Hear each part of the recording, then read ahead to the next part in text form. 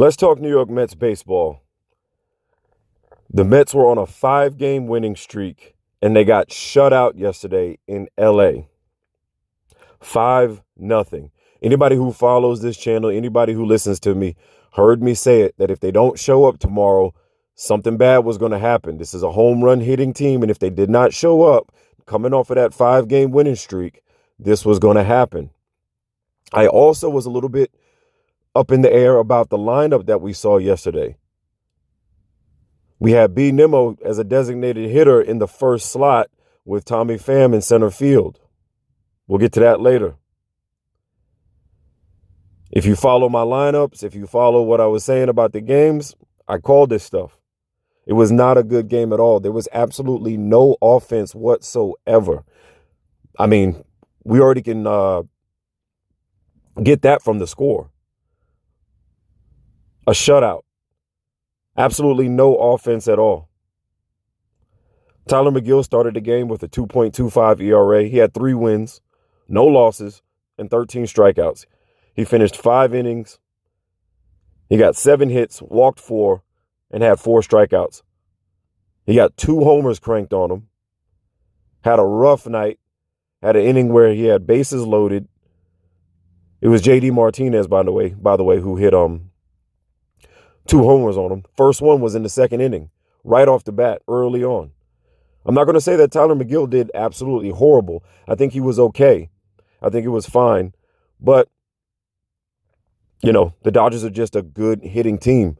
You got to come out strong. You got to come out giving your best on every single pitch. On the other hand, Kershaw, this guy is Hall of Fame level. He got his 200th win. He went 7 innings. They only got 3 hits on him, and he had 9 strikeouts. The guy pitched a hell of a game. Can't take anything from him. This is why we need a Verlander back. This is the type of stuff that we will probably see from Verlander. I'm going to go ahead and call it now. He's a 3-time Cy Young winner. As soon as we get Verlander back, we might start to see things like this on our side. But there was absolutely no offense in this game. And just because you get shut out doesn't mean that there's no offense. You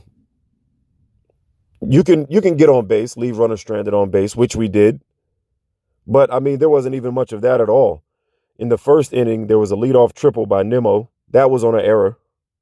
I thought we were off to a good start. We left him stranded on base. We ended up leaving 8 on base for the game. Not our worst, but not the best either. 31 at-bats, 4 hits. The Mets drew no walks last night. Struck out 11 times. No walks, struck out 11 times. Pete Alonso is tied for first in homers in the league, but we can't always rely on him. Him and Lindor pretty much make up the majority of the offense. Lindor got the first official hit of the game. That came in the 4th inning, if I'm not mistaken. He didn't do much after that. He went 1 for 4 with 3 strikeouts. So the 2 top guys that we rely on the most, they can't do it all the time. We're going to have to get something else going on in the lineup. Escobar was back in the game, speaking of lineup, did nothing as usual offensively.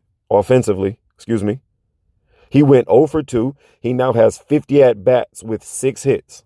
His batting average is .120. He has 120 batting average. Beatty should have been in the game from the start. They didn't put him on until later in the top of the 8th or something like that. We have absolutely no pop in the bottom of the lineup. Beatty should have been in that game. They go through all of that trouble to bring him up. They bring him in for 1 game. His first game up, he gets a RBI single. And then they just sit him back down on the bench. If you watch the game, Beatty's got a mouthful of daggone sunflower seeds, and he's losing his mind in the dugout, spitting seeds all over the place, pacing back and forth because he wants to be in the game so bad. Why are they not leaving him in the game to get comfortable, to get where he needs to be to become the next big thing on his team? Why is he not in the game? Escobar is back in the game, and he's not producing much at all. He's okay defensively. I won't take that from him, but he's not producing much at all. Beatty should be in the game from the start. We should be letting this guy get his reps. Tomas Nido is another one right behind Escobar in the lineup. He isn't producing anything at all. 34 at bats, 4 hits, 1 RBI with 11 strikeouts. His average is 118. He's got a 280 OPS.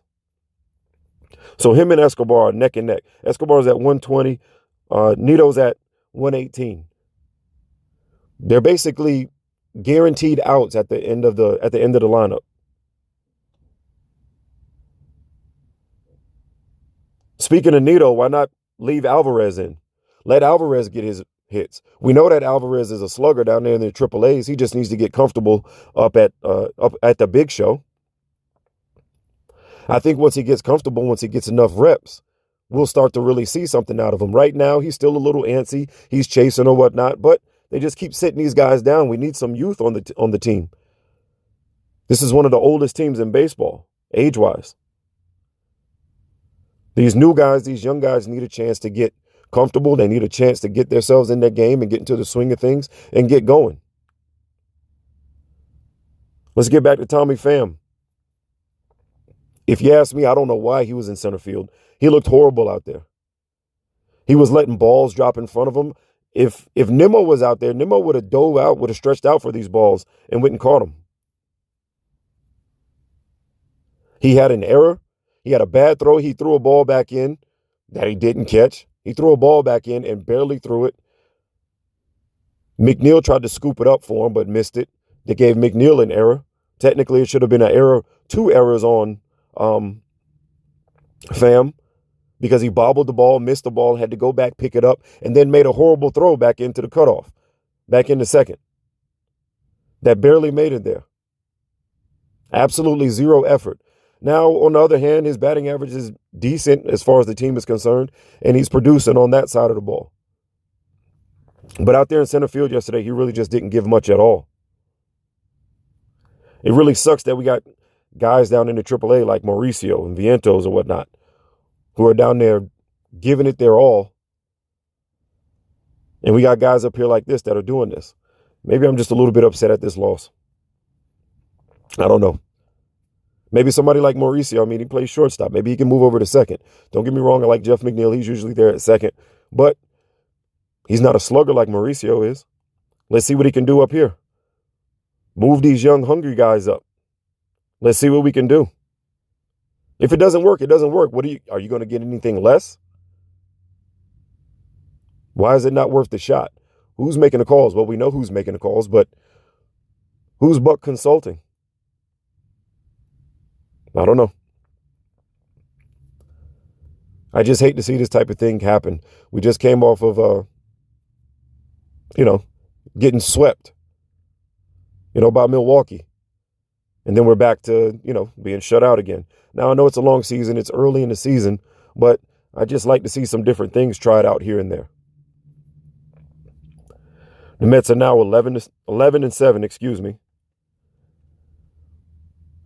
The series is tied up 1-1. So pretty much today we got a rubber game. The Dodgers have a chance to take the series. If the Mets come out and do what they did yesterday, again today, we know what the result is going to be. Scherzer is on the mound today. He's back after the back soreness. The game is today at 3:10 p.m. And if they don't turn around, it's a wrap for this series. And then we go on to San Fran to go and face the Giants. In other news, Carlos Carrasco has been transferred to the IL. He's been put on the IL. I don't know if that's a big loss or not, but just throwing that out there. Excuse me. Voice is a little bit hoarse. Watching the game. Is Carlos Carrasco a big loss? Who knows? He wasn't pitching that great.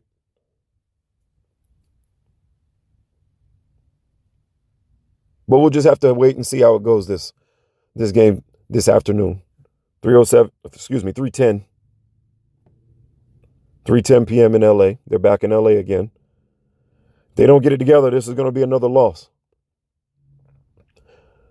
I'm interested to see what the lineup is going to look like today. I hope it doesn't look like it did yesterday. I'd like to see Beatty in the lineup. I'd like to see Nimmo back out there in center field. Get Vogelbach back there at DH. I know he's been having a hard time as well, but he came off a home run the first game of the series. So maybe he's a little bit, pumped up. I know we had a left-handed pitcher in there, a great pitcher, a Hall of Fame pitcher. Maybe he would have struggled with him. That's the reason for that. But let these guys get their reps, Beatty, Alvarez. And let's see what happens. Regardless, it's still the Mets, still my Mets. Just being a little bit critical today. I'm still optimistic. No doubts about them. I still feel good about the team, feel good about what they're going to do, especially when we get Verlander back. We get, everybody back healthy. The younger guys get some reps. I think we'll be fine. But we'll just have to wait and see what happens. Like I said, hopefully they get it together today and everything goes good. And we can take this series. It'll be 2-1. I'll take it. Until then, let's go Mets.